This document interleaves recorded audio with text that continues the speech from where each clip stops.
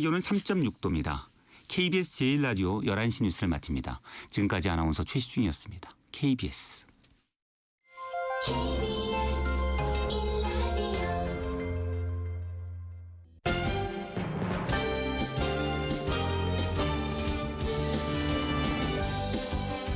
KBS 1라디오 신성원의 오늘 세계는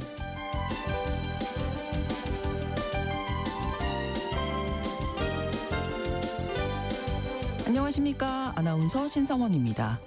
스웨덴 최북단의 작은 도시 키루나는 철광석 산지로 스웨덴의 경제를 떠받쳐온 곳입니다. 그런데 광산 확장으로 지반이 약해지면서 도시가 통째로 이주해야 하는 상황에 처했다고 하는데요.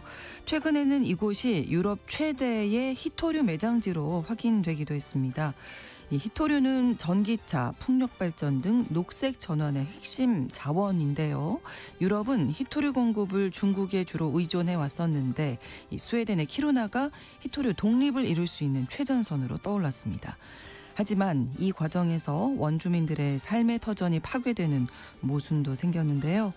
유럽 히토류 경쟁의 중심에 선 키루나 이야기 잠시 후 수상한 GPS에서 살펴보겠습니다.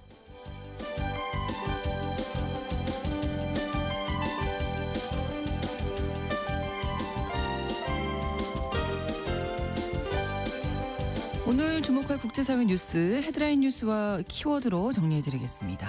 통신원 취재 수첩에서는 호주 소식 전해드립니다. 시드니 유대교 축제 현장에서 발생한 총기 난사 사건, 호주뿐만 아니라 전 세계에 큰 충격을 안겼죠.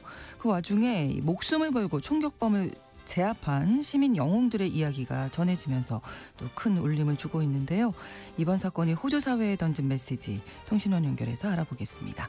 12월 19일 금요일 KBS 라디오 신성원의 오늘 세계는 시작합니다.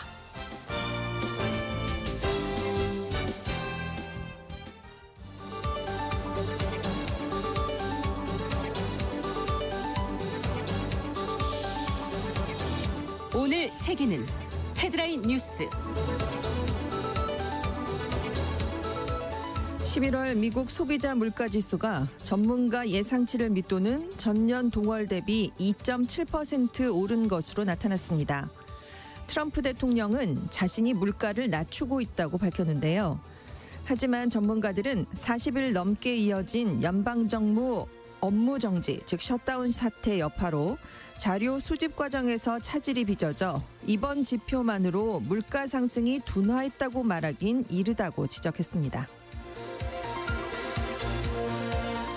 트럼프 미국 대통령이 마리화나, 즉 대마초를 통제 물질법상 1급에서 3급으로 통제를 완화하도록 지시하는 행정명령에 서명했습니다.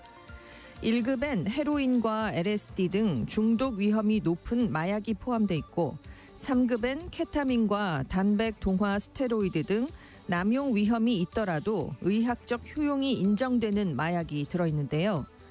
트럼프 대통령은 환자와 의사들에게 더 나은 정보를 제공하기 위해 의료용 마리화나 연구 등을 확대하는 정책이라고 설명했습니다. AP통신은 연방 마약 정책의 주요한 전환점으로 많은 주가 시행해온 조처에 더 가까워진 거라며 대마초의 오락용 사용을 합법화하진 않지만 마약 규제 방식을 바꾸는 일이라고 평가했습니다. 러시아가 핵탄두 탑재가 가능한 신형 극초음속 미사일 오레시니크를 맹방 벨라루스에 배치했습니다. 오레시니크는 러시아가 작년 11월 우크라이나 드니프로를 공격하면서 공개한 중거리 탄도 미사일입니다. 핵탄두 장착이 가능하고 최대 사거리가 5,500km에 달해 유럽 전역이 사정권인데요. 러시아가 오레시니크를 벨라루스에 배치한 건 우크라이나의 군대 배치를 제한한 유럽을 향한 경고로 해석됩니다. 유럽연합 EU 정상회의가 열린 벨기에 브뤼셀 도심에서 대규모 농민 시위가 벌어졌습니다. EU 회원 27개국 전역에서 온 농민들은 EU의 대대적인 농가 보조금 개편으로 농민 지원이 줄어들 가능성에 대해 우려하면서 남미 공동시장과의 자유무역 협정 추진에도 반대했는데요. 유럽 농민들은 유럽에 비해 환경 규제가 느슨한 남미의 값싼 농축산품이 시장에 대거 풀리면 유럽산 제품들이 경쟁력을 잃을 거라고 우려하고 있습니다. 콜롬비아에서 프로축구 컵대회 결승전 직후 양팀 팬 간의 물리적인 충돌이 발생해 경찰관을 포함한 59명이 부상을 입었습니다. 안티오키아주 메데인에서 열린 컵대회 결승전엔 메데인을 연고지로 둔 지역 내 최대 라이벌 팀들이 맞붙었는데요. 아틀레티코 나시오날이 1대 0으로 승리하자마자 팬들이 경기장으로 쏟아져 나오면서 난투극이 벌어졌습니다. 남미에선 축구 경기를 매개로 한 유혈 사태가 자주 발생하고 있는데요. 콜롬비아에선 2008년 이후 축구 경기와 관련된 폭력 사건으로 최소 150명의 팬이 사망한 것으로 추산되고 있습니다.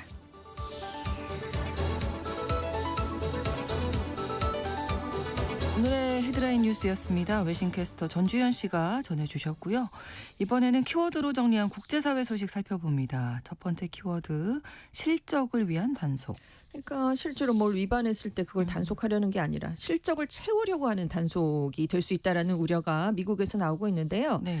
지금 트럼프 미국 행정부가 반이민 정책을 계속 강화하는 가운데 이미 귀화 절차를 거쳐서 시민권을 얻은 사람들도 대거 단속할 것으로 알려졌습니다. 네. 미국 시민권 이민국이 16일자로 현장 사무소들에 앞으로 매달 시민권 박탈 사건 100건에서 200건을 법무부 이민소송국에 제공하라라는 지침을 내려보낸 걸로 알려졌는데요. 트럼프 1기 행정부가 시작된 2017년부터 올해까지 누적된 시민권 박탈 사건을 모두 합해봐도 120건에 불과합니다. 월별 할당량이 이렇게 주어졌기 때문에 지금 몇 년치 적발 건수 이상을 한 달 안에 다 해라라고 요구한 셈인데요. 네. 그래서 시민권 및 이민국이 목표 할당량을 다 채우면 시민권 박탈 사건이 최대 180배 폭증할 것으로 보입니다. 시민권 이민군 측은 법무부와 협력해서 귀화 과정에서 거짓말이나 허위 기재를 한 사실이 확인된 사람들에 대해서 시민권 박탈 절차를 추진하겠다 이렇게 얘기를 했는데요. 하지만 내년 11월 중간선거를 앞두고 지지층을 결속시키기 위해서 강경한 반이민 정책을 행정부가 추진하고 있다라는 분석이 나왔습니다. 네.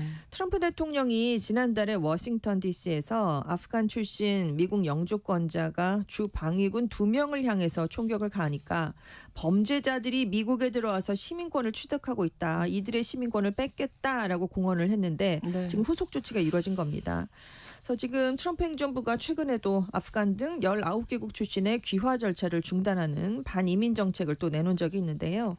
지금까지는 1967년 연방 대법원의 판결에 따라서 시민권 신청 과정에서 사기를 저지르는 등 극히 예외적인 경우에만 시민권을 박탈하는 게 가능했습니다. 네. 하지만 앞으로는 사소한 실수를 한 사람도 박탈 대상이 될 수 있다라는 우려가 커지고 있는 건데요.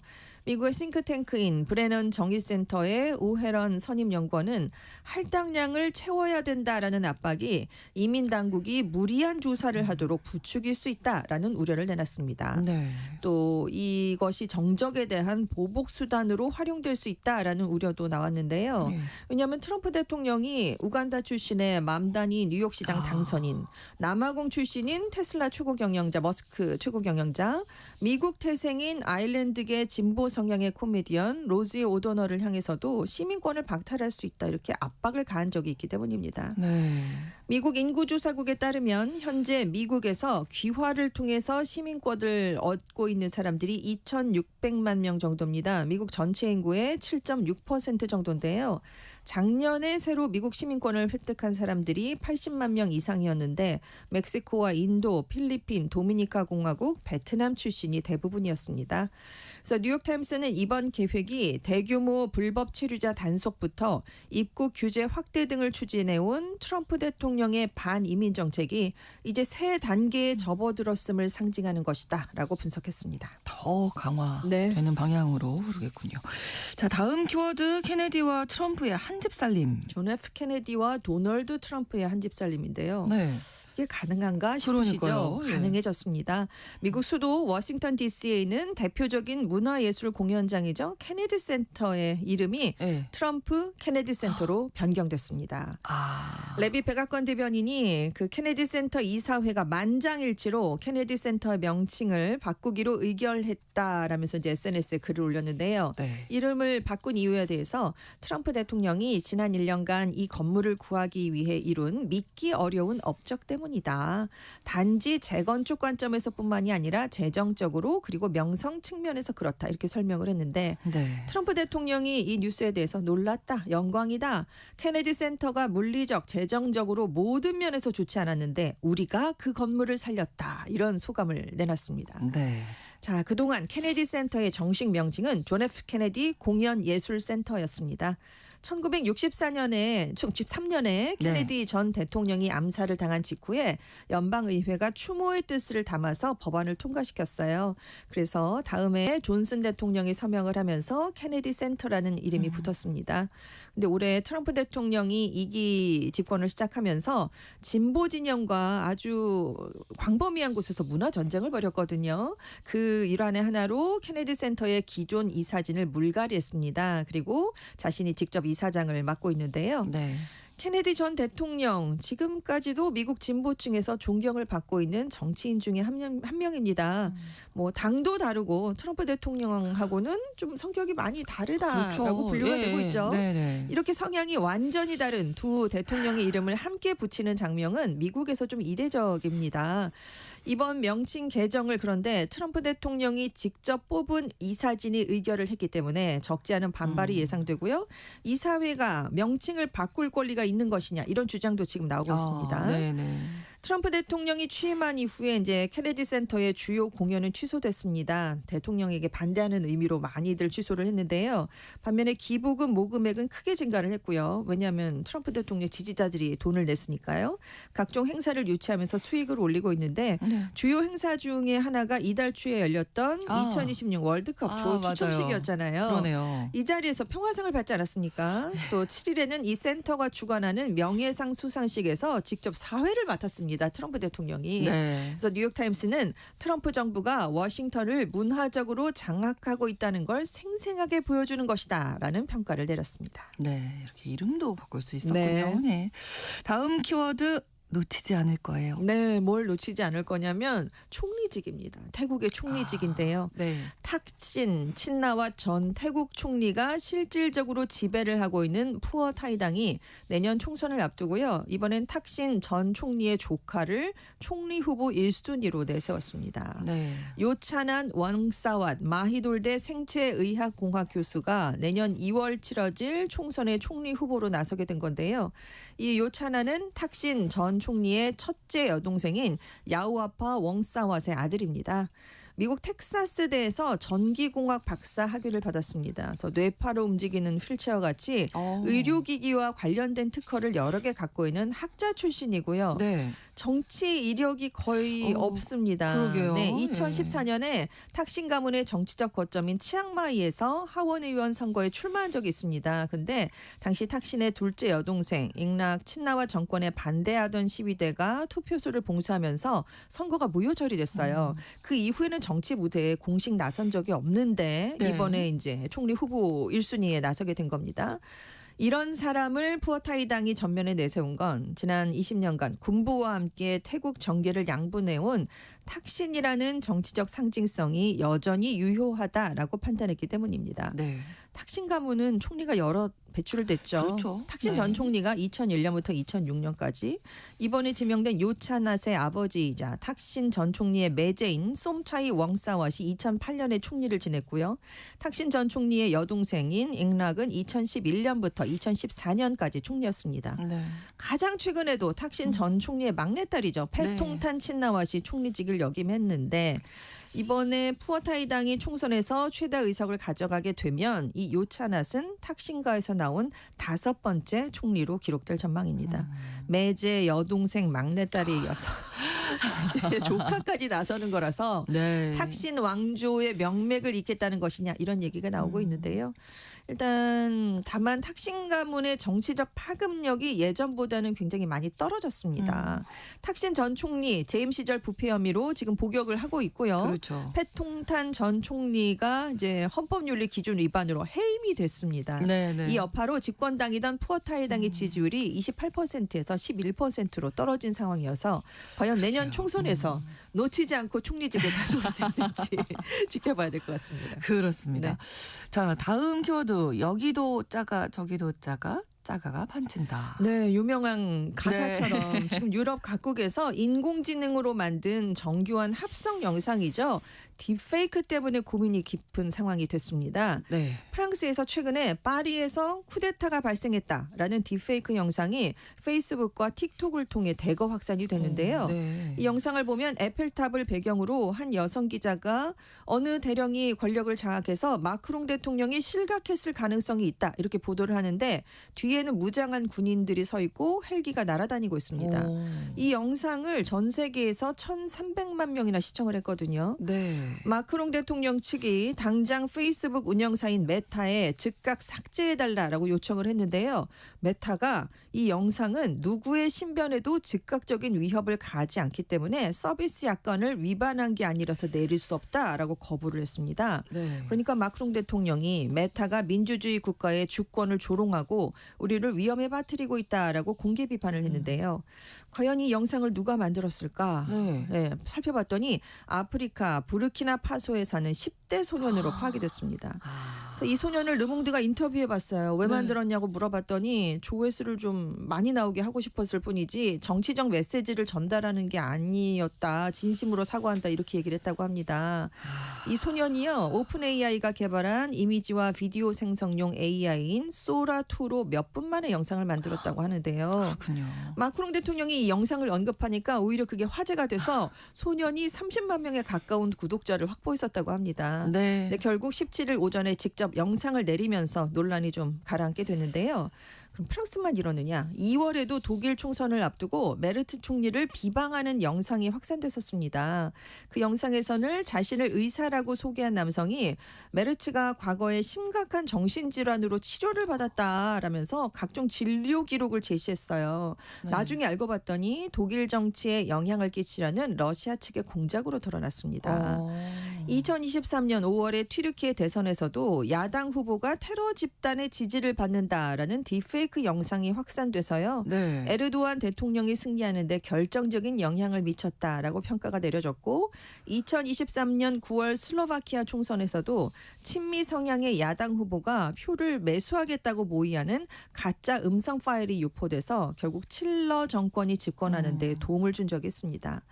근데 다 아시다시피 AI 기술이 굉장히 빠르게 발달하면서 이제 진짜인지 가짜인지 구별하기는 굉장히 어려워졌거든요. 그렇습니다. 이런 상황에서 가짜 뉴스가 이제 선거까지 뒤흔드는 안보 위협이 되고 있는데, 그래서 유럽에서는 표현의 자유를 중시하는 미국의 소셜 미디어 운영 정책이 유럽의 정치를 위협할 수 있다라는 우려가 높아지고 있습니다. 그러게요. 앞으로 이런 일은 더 많아질 텐데 그렇습니다. 예, 네. 정말 대책이 필요하겠죠.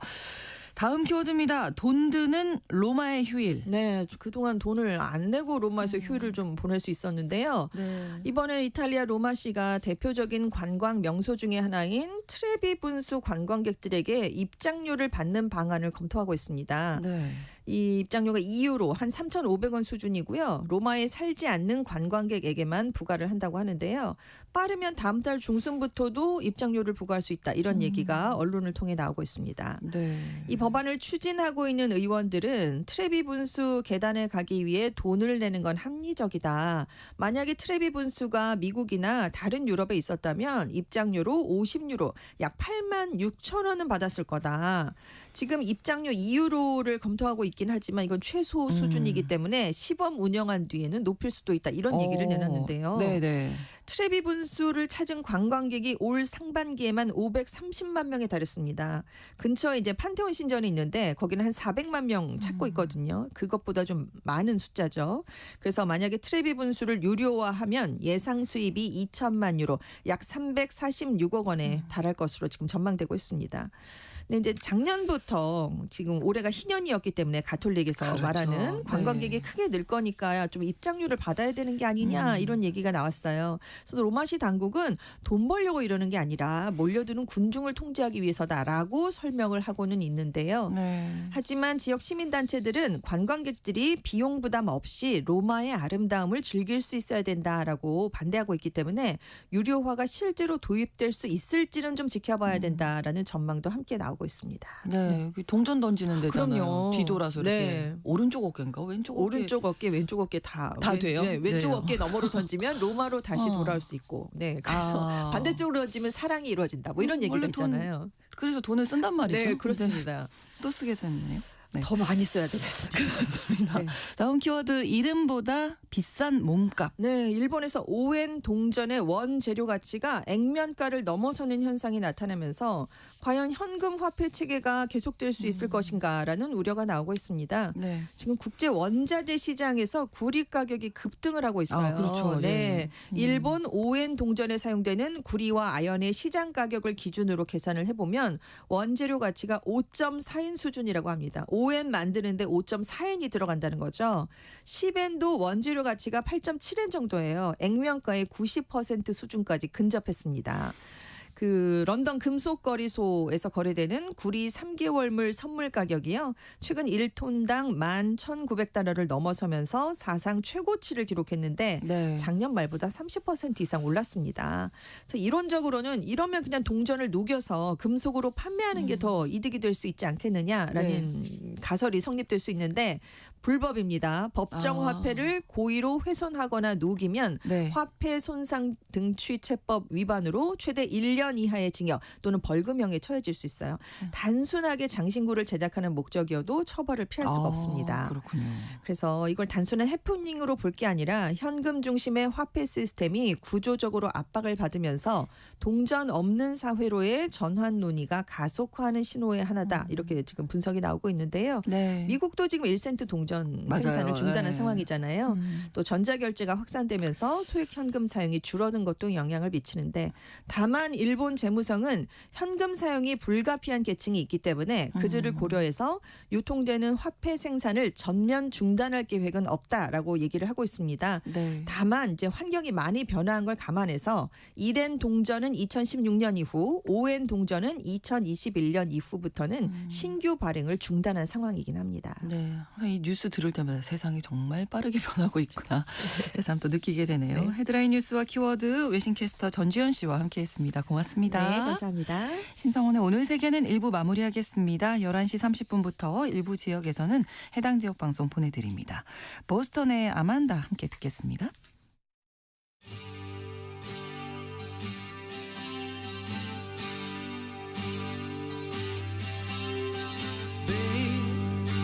Tomorrow's so far away.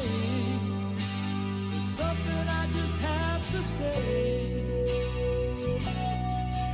I don't think I could hide what I'm feeling inside.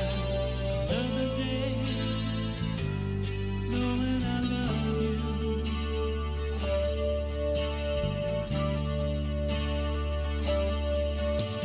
And I'm getting too close again. I don't wanna see it end. If I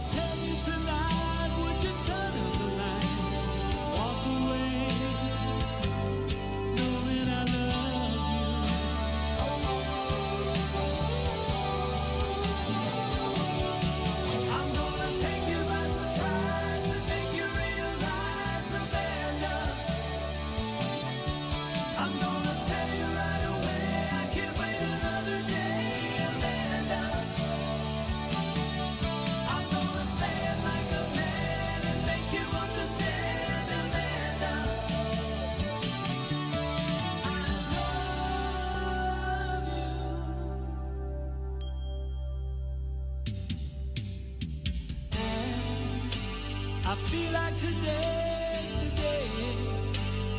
Looking for the words to say. Do you wanna be free? Are you ready for me to feel this way? I don't wanna lose you.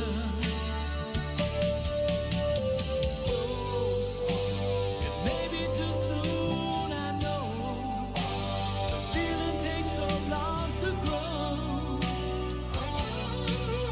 If I tell you today, will you turn me away and let me go? I don't wanna lose you.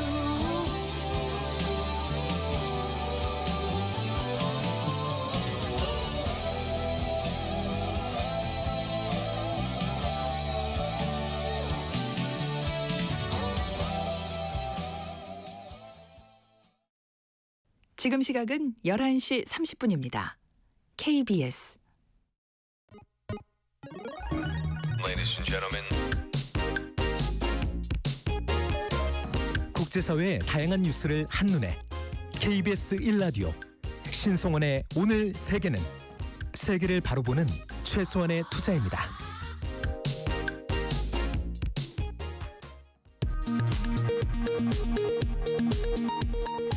이 시각 라디오 정보센터 뉴스입니다. 이재명 대통령은 오늘 통일부와 외교부 등 업무보고에서 남북관계와 관련해 불필요하게 강대강 정책을 취하는 바람에 정말로 증오하게 된 것 같다며 신뢰 회복을 위해 인내심을 갖고 노력하겠다고 밝혔습니다. 공수처 수사를 받던 이종섭 전 국방부 장관을 호주로 도피시킨 혐의로 기소된 윤석열 전 대통령의 재판이 다음 달 14일 시작됩니다. 윤 전 대통령은 내란 우두머리 혐의를 포함해 모두 6개의 형사재판을 받게 됐습니다. 12.3 불법 비상계엄 관련 사건의 2심을 맡을 서울고법이 내란 전담 재판부를 설치하는 내용의 대법원 예규에 대해 논의하기 위해 오는 22일 전체 판사회의를 엽니다. 남부지검의 관봉권 띠지 분실 사건을 수사하는 안권섭 특검팀이 한국은행에 대한 수색 검증 영장을 집행하고 있습니다. 검찰의 띠지 분실 사실은 KBS 보도로 뒤늦게 알려졌습니다. 금융감독원이 하이브 상장 과정에서 일부 투자자들을 속인 혐의를 받고 있는 방시혁 하이브 의장의 자택과 하이브 본사에 대한 압수수색에 나섰습니다. 지금까지 라디오 정보센터 뉴스 정원나였습니다.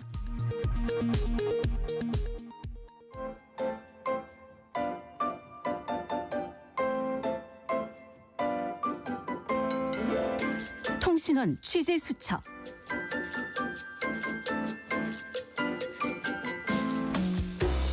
통신원 취재 수첩, 오늘은 연말 분위기가 아주 무거운 이 호주로 가봅니다. 지난주 일요일에 시드니 본다이 비치에서 발생한 총기 난사 사건 때문인데요. 현재 분위기 시드니 나혜인 통신원 연결해서 알아보겠습니다. 안녕하세요. 네, 안녕하세요. 정말 충격적인 사건이 발생했는데 일단 사건 개요부터 좀 정리해 주실까요? 네, 지난 14일 일요일 저녁 6시 40분쯤이었습니다. 본다이 비치 중심지에서 검은색 옷을 입은 남성 2명이 무차별적으로 총기를 난사하는 사건이 발생했습니다.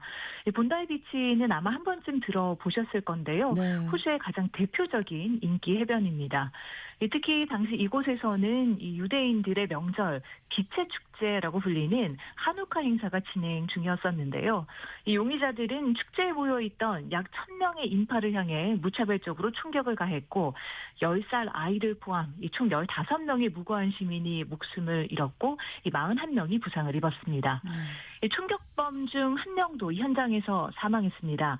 경찰은 사건 직후 이번 일을 테러로 규정했고 앤소니 알바니지 호주 연방 총리는 이 유대인 지역사회를 향한 표적 공격이었다고 강하게 비난했습니다. 네, 총격범으로 지목된 두 남성이 부자 관계로 밝혀졌죠. 네, 그렇습니다. 그렇기 때문에 충격이 더 큰데요. 예. 50세 아버지 사지드 아크람과 24세 아들 나비드 아크람이었습니다.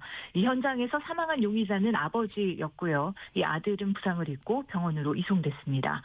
이 경찰은 아버지가 합법적인 총기 소지 허가자였고 이 총 6정의 총기가 그의 명의로 등록돼 있다고 밝혔습니다. 이 해당 총기들은 모두 현장에서 수거됐습니다. 네. 사건 직후에 이 맨손으로 총격범들을 제압한 이 한 남성의 영상이 또 온라인에서 큰 화제가 됐거든요.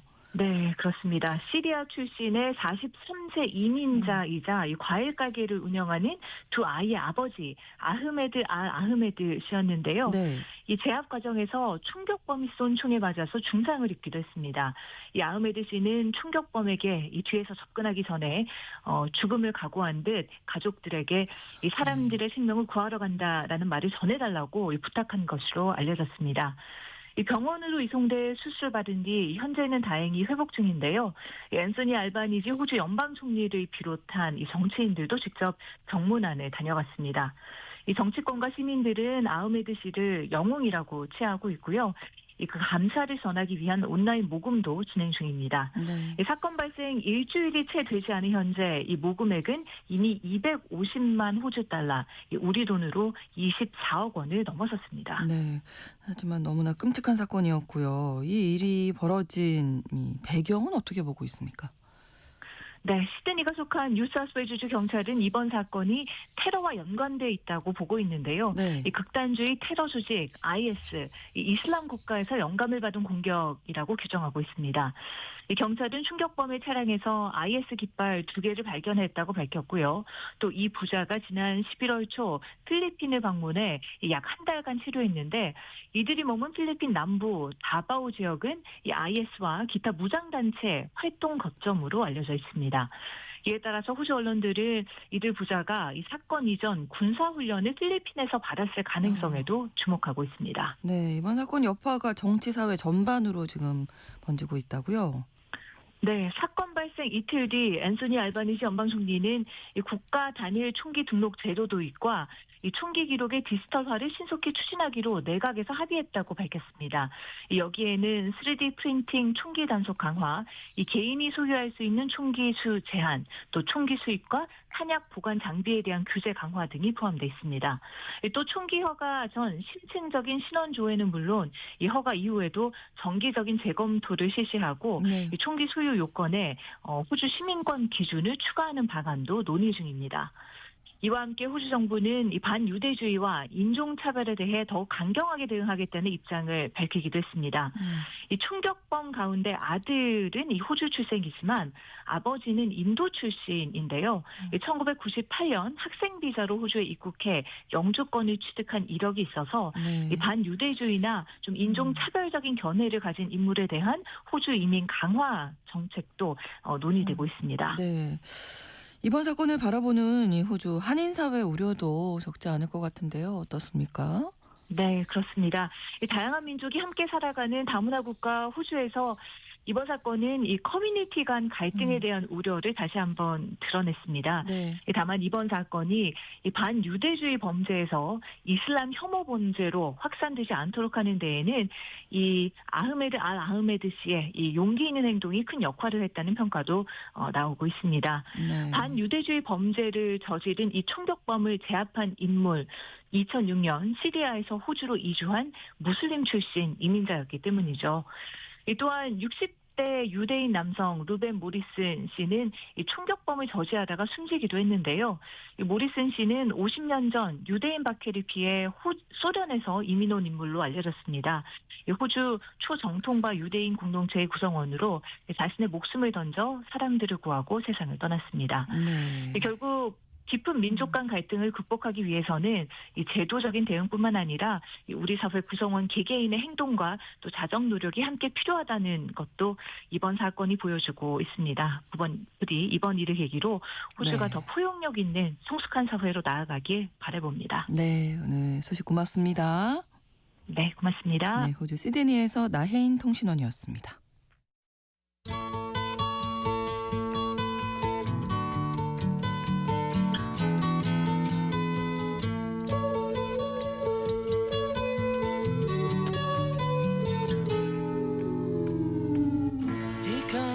넓은 오늘은 지구촌의 한 지역 장소를 중심으로 우리가 주목할 이야기 전해드리는 시간입니다. 수상한 GPS 구정훈 국제전문기자와 함께하겠습니다. 어서 오세요. 안녕하세요. 오늘은 또 어디로 가볼까요? 오늘도 좀 지난번에 이어서 네. 북극권 쪽으로 가야 될 것 아, 네네. 같습니다. 날도 추운데 네, 스웨덴의 어울리죠. 뭐. 네. 스웨덴의 최북단 아주 그 오. 북쪽 끝에 있더라고요. 북동쪽에. 예, 거기에 있는 작은 도시 키루나라는 곳입니다. 네. 그 북극에서 145km 굉장히 춥겠죠? 네. 여기가 이 면적이 한 2만 제곱킬로미터예요. 이 지역 전체로 보면은 그래서 뭐 꽤 큰 지역인데, 근데 사실 도시라고 이 지역은 그렇고 이 키루나라는 곳은 이제 도시라고 하기도 힘든 한 인구가 한 16,000명 정도더라고요. 그런 네. 마을입니다. 근데 이제 완전 겨울 풍경. 그렇겠네요. 예, 제가 사진들을 찾아보면은 약간 공장 막사스러운데 또 산타클로스가 나올 것 같은 이상한 풍경. 예, 네. 겨울 사진들이 많은데, 원래 이 북극권 쪽에 살아온 그 원주민 사미족, 이 사미족이 술록을 키우면서 사는 걸로 유명하죠. 이제 그들이 살아왔던 곳입니다. 근데 지금은 광업 도시예요. 여기가 인공적으로 건설된 도시인데, 네. 그러니까 1900년 무렵에 이제 스웨덴 정부가 이곳에 있는 철 광산을 개발했습니다. 네. 그러면서 그때 엘카브라는 이 지역을 개발하는 국영 광업회사를 만들었고, 거기서 광산 노동자들이 살 수 있도록 주거지 만드는 것이 이제 키루나라는 도시의 탄생 배경이에요. 네. 그러니까 뭐 많을 때는 뭐 유럽 철광석의 한 80%를 뭐 이 엘카브가 생산을 했었고, 그래서 키루나라는 곳은 유럽의 주요 철 산지이고, 그 스웨덴은 유럽에서 뭐 몇 안 되는 이 중공업 센 나라잖아요. 네. 그 산업의 버팀목 역할을 해왔는데, 근데 이 키루나라는 도시가 요즘 이사 준비가 한창이라고 합니다. 도시가 이사를 해요. 도시 전체가 오, 이사를 하는데, 어떤 일인가요? 이게 처음에 이유는 이제 시간이 지나면서 광산을 파내고 또 파내면서 점점 광산이 커진 거예요. 예. 땅빛을 너무 넓게 파기 시작한 거예요. 그래서 도시 아래에 네. 이제 집안이 불안정해지고, 이게 좀 건물이나 도로가 무너질 위험이 있다.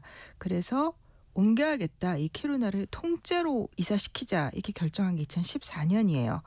그래서 한 3km 정도 떨어진 데로 옮기는데, 네. 이제 이 도시의 구조물 건물들을 하나씩 뜯어서 옮기고 있어요. 와, 그게 가능한가요?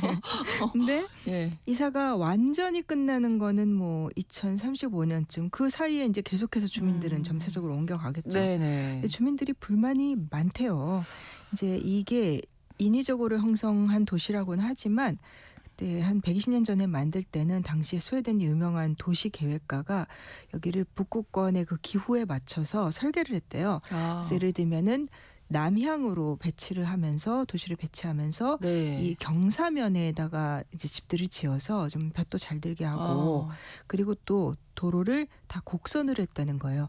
이 직선도로 뚫려 있으면 바람길이 되잖아요. 막 바람 쌩쌩 부는 거를 맞아요. 막으려고. 예. 그렇군요. 근데 이번에 이사 가는 곳은 고층 건물들을 더 많이 짓게 돼서 일조량이 적고, 그다음에 직선도로다. 그래서 주민들이 거기 새로 지어지고 있는 도시의 광장을 뭐 그 현지 언론들 보도를 보니까 피투성이 바람 통로 이렇게 부른다고, 너무 심하다 뭐 이런 얘기를 한다고 하더라고요. 그렇군요. 주민들이 이제 이주를 전체적으로 네. 하게 되고, 광산 개발은 또 계속되는 거고. 예, 이제 그대로 가는 거니까요. 예, 근데 처음에는 이게 철광 산지로 시작을 했는데, 네.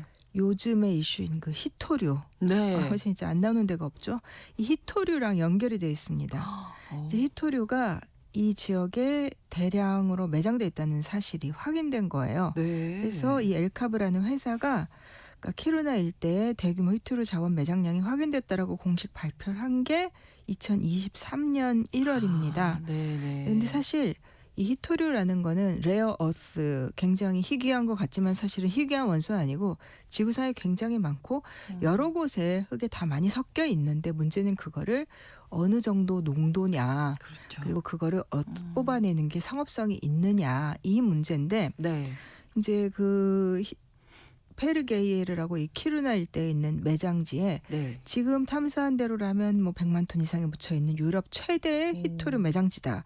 이 회사 측의 발표는 그렇습니다. 네. 뭐 그리고 다른 그 주변에서 좀 계속 탐사를 하고 있는데 이제 이 회사 쪽에서는 이제 그 2023년에 발표를 하면서 뭐라 그랬냐면 이 지역 사회, 스웨덴 국민, 나아가 유럽과 기후 환경 모두에게 좋은 소식이다. 예. 그러니까 광산 없이는 전기차도 없다. 음. 이 히토류 이것들이 이제 전기차 배터리라든가 그렇죠. 뭐 풍력 터빈 같은 데 많이 중요하죠. 쓰이잖아요. 네네. 그래서 아주 이렇게 원대한 포부를 밝혔습니다. 네, 사실 그 동안에는 유럽 자체에는 히토류 매장이 별로 안 돼 예, 있다. 예, 생성이 없어서 네. 사실 지금 채굴량이 전혀 없습니다. 네. 전혀 없고 근데 사실 이게 유럽뿐만 아니라 이 세계 히토류는 거의 중국이 독점이나 그렇죠. 다름없죠. 뭐 네. 채굴에서 한 80%, 가공은 뭐 거의 90에서 중국에서. 100%를 네. 중국이 하고 있기 때문에 유럽도 그 의존도 높은 거 계속 그거를 걱정을 해왔는데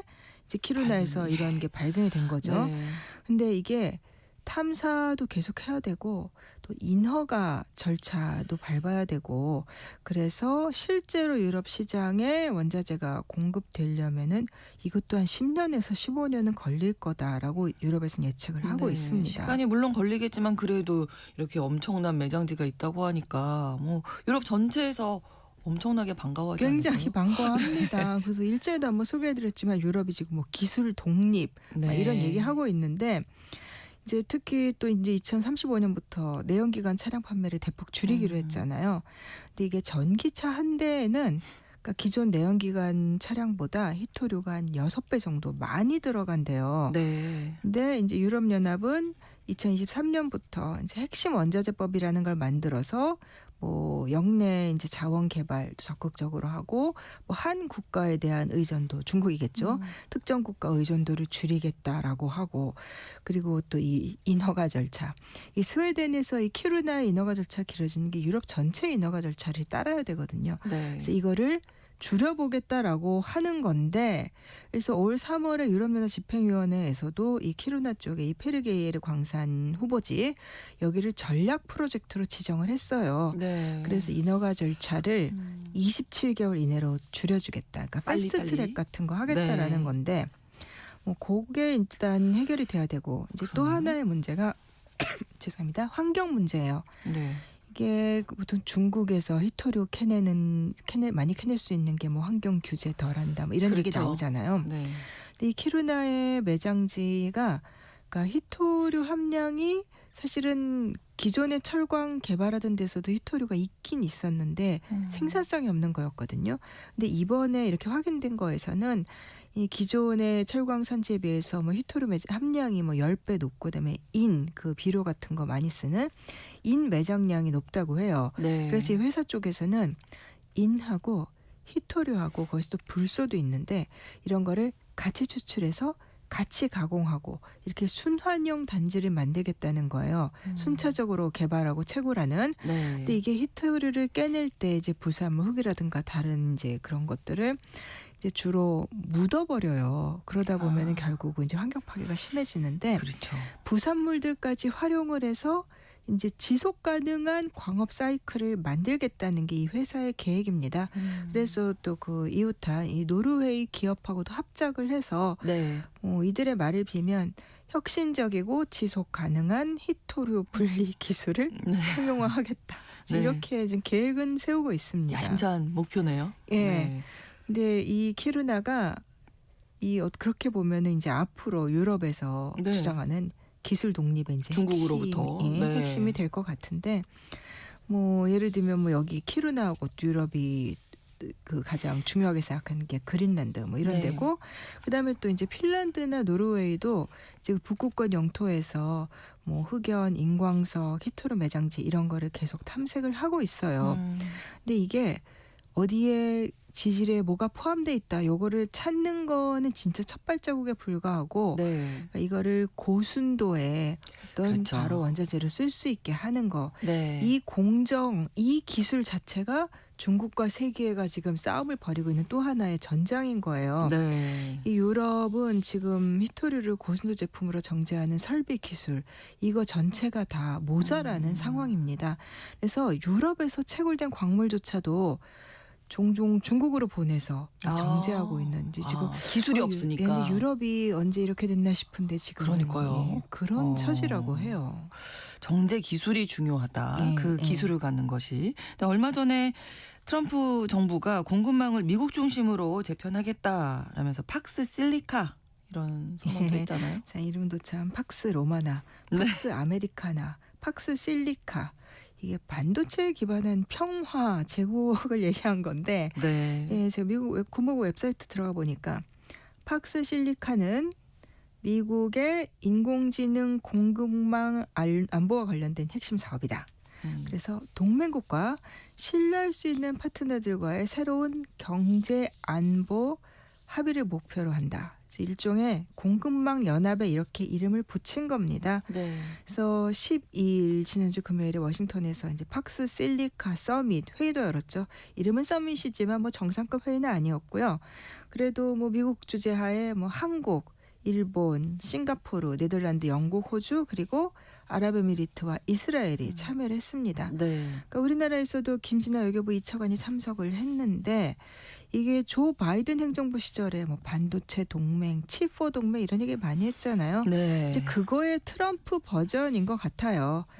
근데 이제 이게 피스를 내세웠는데 기본 전제가 중국과의 경쟁이고 어떻게 보면 진영 줄세우기잖아요. 과연 반도체 평화가 이뤄질 수 있을지도 의문이지만 뭐 공급망 진영 대결은 지금 현실인 거고 점점 네. 더 가속화되고 있는 거고 그렇죠. 뭐 한국이 그 핵심 중에 하나인 거는 뭐 그건 분명합니다. 사실 한국이 뭐 스웨덴이나 뭐 덴마크, 노르웨이 이런 나라들하고도 은근히 협력을 좀 많이 하고 있어요. 서로. 네. 그래서 스웨덴하고도 2022년에 이제 양국 간 공급망 협력을 뭐 선언적인 거지만 어쨌든 발표를 했고요. 그 올해 10월에도 이것도 뭐 아직은 첫 단계라고는 해도 지속 가능 파트너십, 이 양해각서 이런 거 체결하고 그러니까 이게 사실 미국의 그 서밋에 참여를 했다고 해서 우리는 미국 편으로 완전히 들어갈래도 아니고 다들 서로 간에 자기들 계산대로 움직이면서 네. 일종의 이합집산, 합종연행 그런 걸 하고 있는 것 같아요. 그렇군요. 이렇게 공급망 연합 전선을 다들 만들고 있는 상황에 대해서 중국의 입장은 어떻습니까? 이 미국에서 팍스 실리카 회의 열렸을 때 네. 이제 중국 외교부의 고작훈 대변인이 물론 이제 먼저 말한 건 아니고 이제 중국에서 기자들이 질문을 하니까 나온 답변이었는데 모든 당사국은 시장 경제와 공정 경쟁의 원칙을 준수해야 된다. 그리고 글로벌 공급망 안정을 유지하기 위해서 함께 노력해야 한다. 이렇게 말을 했습니다. 네. 근데 사실 이거 히토류 공급망 중국이 거의 독점하고 있는 상황에서 그러니까요. 공정 경쟁을 중국이 얘기를 한 건데, 예. 근데 중국이 사실은 그동안에 히토류를 무기로 삼는 태도를 많이 벌여왔잖아요. 그렇죠. 이 몇 년 전에도 일본 상대로 네. 공급 중단해버리겠다. 영유권 문제하고 상관없지만 일단 우리 끊을래. 세계가 그때부터 사실은 굉장히 불안해했던 거거든요. 그리고 얼마 전에도 이제 미국하고 그 무역 갈등 벌어지면서 네. 그때도 바로 이제 처음에 뭐 7종, 그다음에 5종 이런 식으로 해가지고 계속 히토류 공급 수출 규제를 강화했었어요. 그래서 그린란드 이제 덴마크의 그 그린 지역인 그린란드가 네. 그때 이제 처음으로 히토류 채굴 허가를 내줬던 것도 중국이 그런 조치를 하면서 히토류 이제 수요가 늘어나고 그런데 중국이 지금 이제 와서 뭐 공정 경제 뭐 말은 뭐 좋습니다만 공연 부린 것 같고 그리고 스웨덴 쪽에서 걱정하는 게 뭐냐면 만약에 이제 키루나 같은 데서 히토류를 생산해서 스웨덴이 공급을 하게 된다. 그러면 중국이 다른 모든 것 덤핑하듯이 갑자기 히토류도 덤핑할 수 있다는 거예요. 중국의 가격을 확 낮춰버리면 아무래도 유럽 쪽의 것이 시장성이 떨어지게 되면은 그렇죠. 이제 그렇게 만드는 거. 스웨덴 언론 보도를 보니까 미국에서도 사실 히토류가 있는 지역이 있어서 채굴을 하려고 그랬다가 바로 딱 중국이 그런 전술을 쓰는 바람에 그 시점에 딱 가격 낮춰서 그 기업들 채굴 못하게 만들고 네. 그래서 결국 포기한 전례가 있다는 겁니다. 그래서 이번에 그 홍콩 사우스 차이나 모닝포스트가 이 미국의 이런 움직임 보면서 보도를 한 걸 보니까 히토류 경쟁에서 중국이 유리할 수밖에 없는 이유를 짚었어요. 네. 일단 중국의 경쟁력이 압도적인 게 이게 트럼프 대통령이 지금 세계를 돌면서 미국 혼자만으로 안 되니까 세계 각국을 끌어들이려고 하는 거잖아요. 네. 그래서 이번에 워싱턴에서 열린 정상회의뿐만 아니라 10월에 동남아 갔을 때도 말레이시아, 태국 같은 나라들 이 나라들도 잠재적으로 지금 매장지들이 있어서 개발을 생각은 하고는 있거든요. 네. 그 나라들하고 히토류 공급망 관련해서 뭐 합의를 했고 그다음에 11월 초에는 우즈베키스탄, 카자흐스탄 등 이 중앙아시아 5개국 정상들하고 워싱턴에서 이제 회담을 하면서 네. 이때도 또 공급망 강화 파트너십 이런 걸 약속을 했습니다. 그런데 뭐 동남아에서 뭐 아프리카, 라틴 아메리카까지 사실 미국이 그동안에 이 자원 보유국들한테 그렇게 잘해준 건 아니잖아요. 예. 특히 트럼프 정부는. 그렇죠. 근데 이 나라들과 긴밀한 관계를 가져왔고 지원을 많이 해줬던 거는 누가 뭐래도 사실 이거는 중국입니다. 중국이죠. 네. 그래서 그런 나라들하고 공급망의 잠재적인 후보국들하고 중국이 더 가까운 문제하고 그다음에 중국이 이제 핵심 병목 지점, 핵심 기술을 다 장악하고 있는 거. 이래서 역부족일 거다라는 분석이 좀 있습니다. 쉽지는 않겠네요. 예. 네, 많이 매장된 걸 예. 발견을 했지만 예. 자 이런 전 지구적인 어떻게 보면 다툼, 싸움 속에 이 키루나 처음으로 돌아가 보면 스웨덴의 작은 마을 키루나 사람들은 지금 이사를 가야 그 사람들은 상황이구나. 이사를 가서 새 마을로 가게 되면 새 도시가 뭐 겨울 평균 기온이 지금 기존 마을보다 10도는 낮다라고 했는데 그래요. 예. 근데 더 안타까운 거는 그 사미족 원주민들입니다. 네. 이 라플란트라고 하는 북극권 드넓은 지역에서 대대로 술록과 함께 살아왔는데 네. 이 그 페르게이에라는 이 히토류 매장지 주변에도 네. 이 사미족 마을이 있어요. 이 마을 사람들 인터뷰한 기사들이 계속 나오는데 이미 광산 개발되면서 순록이 이동하는 경로들이 많이 바뀌었고 주민들이 목축하면서 더 많이 옮겨 다녀야 됐는데 이 히토류 매장 지역이 광산이 개발이 되면은 이 글이 끊긴대요. 이제 그렇게 되면은 결국은 이 순록과 마을 사람들 전통 생활 양식 결국 그렇죠. 유지하기 힘들어지는 거고 또 북극 지역은 지구 평균보다 이 기후 변화 속도도 굉장히 빠르고 이제 스웨덴의 사미족이 한 2만 명 정도라고 하는데 네. 그래서 좀 더 기술적인 대안이라든가 뭔가 이런 게 확실해지고 수요 조사를 엄밀하게 하기 전까지는 이 지역의 개발을 모라토리엄을 유예를 해야 된다라고 주장한 사람들도 있지만 네. 그들의 목소리에 힘이 실리기는 좀 힘들 것 같고 스웨덴과 유럽이 기후 대응과 녹색을 얘기하면서 자연환경을 지켜온 토착민들은 쫓아내는 이런 역설적인 일이 벌어지고 있습니다. 그 사람들의 삶에도 좀 네. 관심을 기울여야 되겠습니다. 수성한 GPS 구정은 국제전문기자와 오늘도 함께했습니다. 고맙습니다. 감사합니다. KBS 라디오 신성원의 오늘 세계는 마치겠습니다. 다음 주 월요일 오전 11시 5분에 다시 뵙겠습니다. 고맙습니다.